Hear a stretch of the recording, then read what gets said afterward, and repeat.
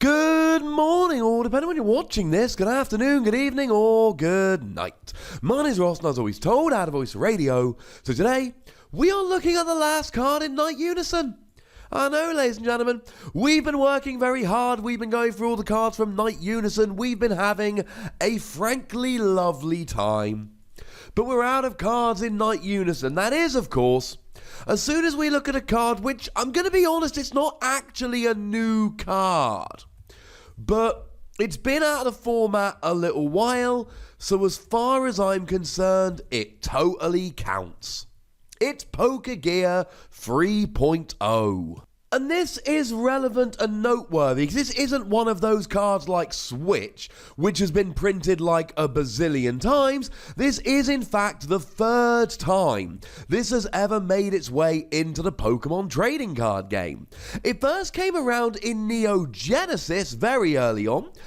In the year 2000, December the 16th, the year 2000, was when it was released in, well, outside of Japan in English. And then it came around 10 years later on February the 10th, 2010. Bearing in mind this is going to be in our May set 2019, this card comes around every 10 years. Year 2000, 2010, 2019. If anything, we should be a little bit happy. This is definitely a year early. Cool. But the question is, what does it actually do? Well, it allows you to look at the top 7 cards of your deck, choose a supporter card you find there, and put it into your hand. It is a way of searching out supporter cards. Now, I was around playing a lot when this was legal for Heart Gold, Soul Silver. It saw a little bit of play there, not a humongous amount of play.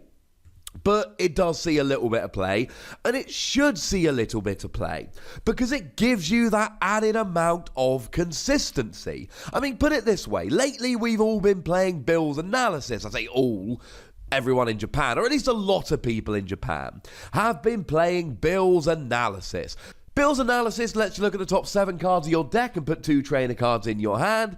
This lets you look at the top 7 and put 1 supporter card in your hand, but this is an item card, not a supporter. This is not going to help you dig for that rare candy, but it absolutely will allow you to search for a Cynthia to draw yourself some cards, or a Guzma in order to drag a Pokemon off the bench, or an Ace Roller to heal your Pokemon. And what's so great about Pokegear 3.0 is that you get the one you want.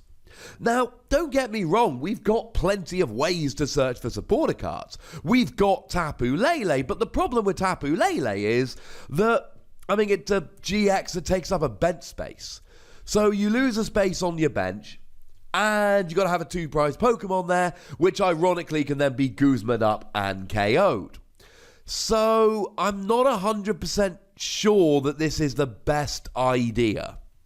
Don't get me wrong, sometimes it's fine, and everybody uses Tapu Lele, or at least most people do, and if it's the end of the game, then it really doesn't matter if you leave a Tapu Lele on the bench. But a lot of the time, you're not gonna want to do that. And similarly, we've got the combination of Magcargo and Oranguru. Magcargo lets you put any cards from your deck on top of your deck. Oranguru lets you draw until you've got 3 cards in your hand. But you've got to take up 2 bench spaces, you've got to get Magcargo out, you've got to get Oranguru out, and then you've got to get down to fewer than 3 cards in hand so you can draw it with Oranguru. It is not necessarily the easiest thing to actually pull off here. Whereas with Pokegear, you're golden. Now, it's not guaranteed. I mean, it has the same odds as Energy Lotto. Energy Lotto is the best thing we've got for searching out our special energy at the moment, in that it lets you look at the top 7 cards of your deck and put an energy card into your hand. So if you're looking for something like a double colorless energy, you're playing 4 double colorless energy in your deck. Energy Lotto isn't guaranteeing that you draw that card. What it is doing is giving you a decent chance to do so in lieu of anything that's actually better. And you know what? This will do that as well. There's no guarantee here. But the fact of the matter is, if you're playing 4 of these, you are more likely to hit that game-winning Guzma.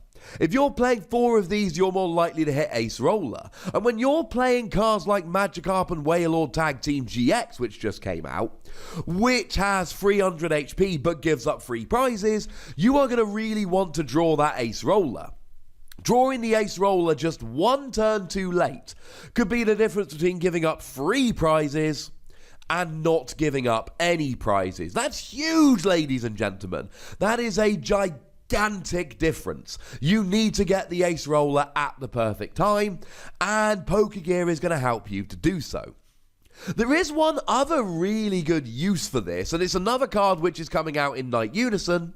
It's Lieutenant Surge's Strategy. Now, Lieutenant Surge's Strategy is a full-on, proper job broken card that we looked at a few days ago. I'll pop a link in the description. And I called it broken at the time, and yeah, it's been a few days, and my opinion on that has not changed at all. It is a broken card. What it allows you to do is play 2 supporter cards during your turn, in addition to this.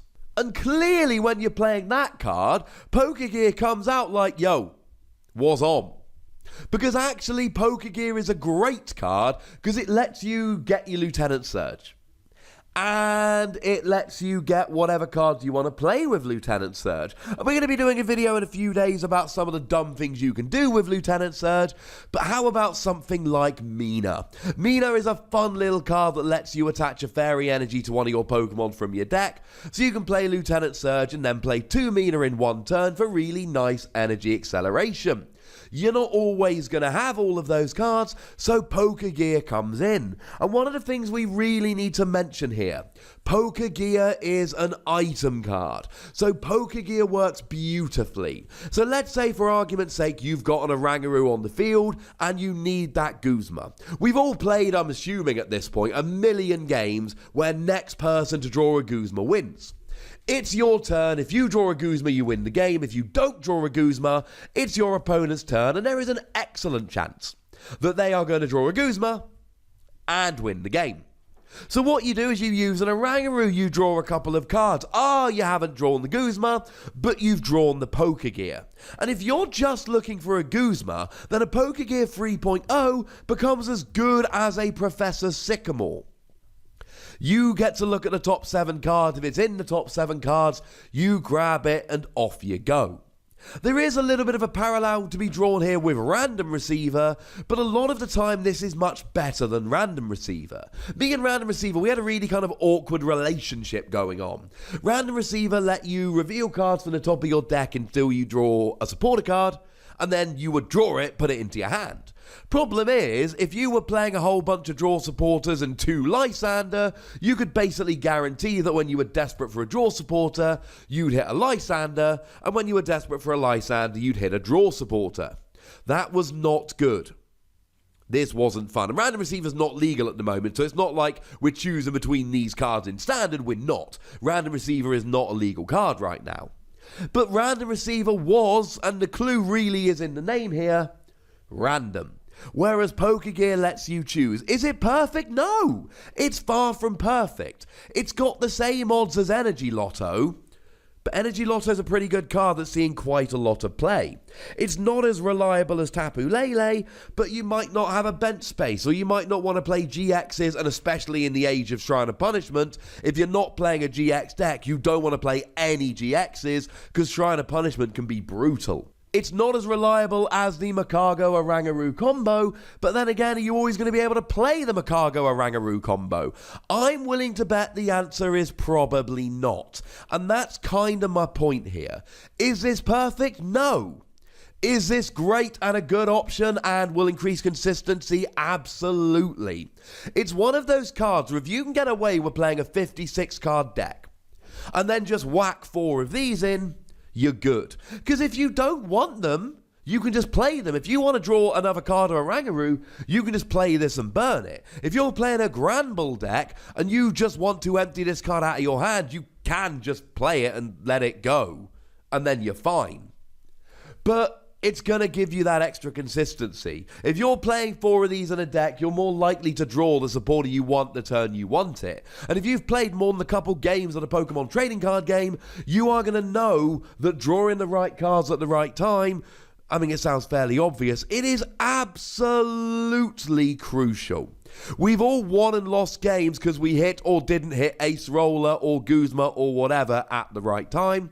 And with cards like Lieutenant Surge's strategy coming around, it is only going to get more and more important. I'm giving this 4 Wossies.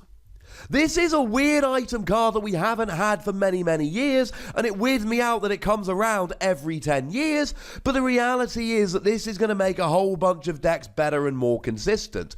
Is it the kind of card that we're going to see in every deck? No! We're definitely not. But is it going to come round in a whole bunch of decks and increase consistency for a whole bunch of decks? Absolutely, ladies and gentlemen, it is, and that's why it gets 4 Wossies. But hey, maybe you agree with me, maybe you disagree with me. Great news! There's a comment section. Go nuts, ladies and gentlemen, but please do remember the most important rule as always. Be nice, would ya? And then make sure you like this video, subscribe to this channel, follow me on Twitter at Owassi, and Twitch for some live action at twitch.tv/PTCGRadio. If you want to support the channel, get some bonus podcasts and all of that, head on over to patreon.com/PTCGRadio, where you can do exactly that. And do make sure you're checking out youtube.com/WossiePlays for some more Wossie action. But by far the most important thing as always is to look after yourselves until next time. Thank you very much for watching. My name's Ross and you've been watching PTCG Radio.